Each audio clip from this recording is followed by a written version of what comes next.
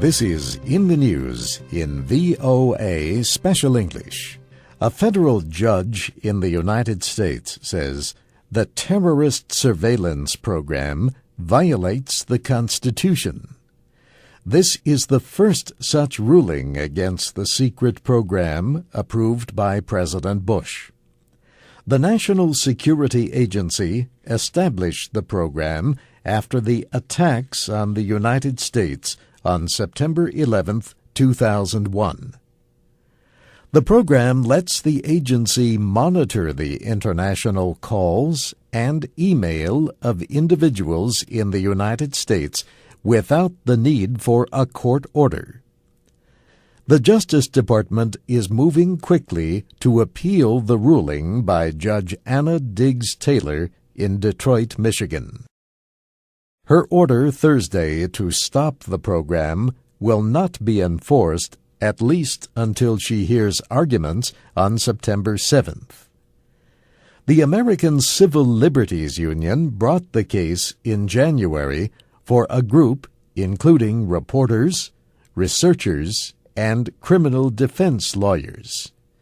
They say the program interferes with their work and violates free speech and privacy rights. Judge Taylor agreed. She suggested that the president acted like a king and violated the separation of powers in the Constitution. The judge is a former civil rights worker.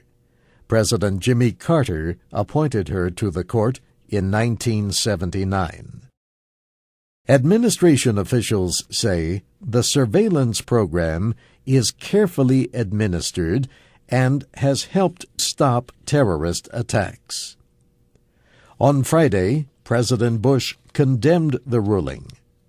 He said those who praise it do not understand the nature of the world in which we now live.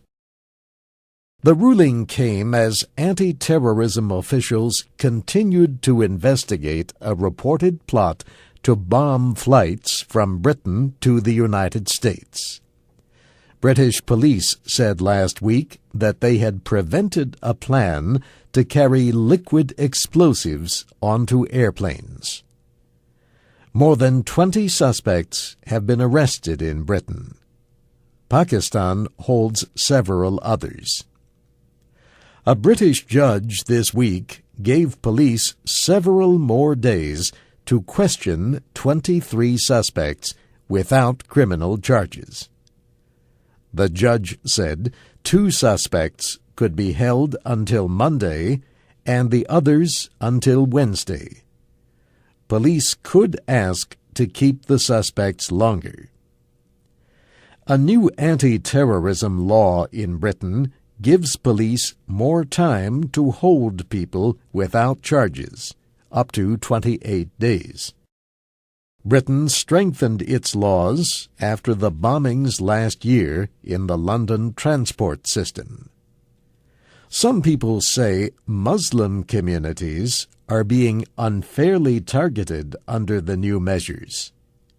For others, the arrests last week only added to fears about so-called homegrown terrorists. Airports in Britain and the United States increased security measures. Officials banned travelers from carrying liquids onto flights in almost all cases. Pakistani officials say they have information to suspect al-Qaeda involvement behind the plot. They have suggested that it was timed to mark the 5th anniversary of the September 11th attacks.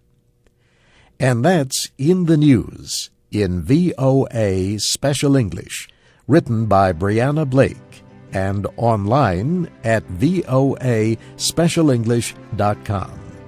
I'm Steve Embert.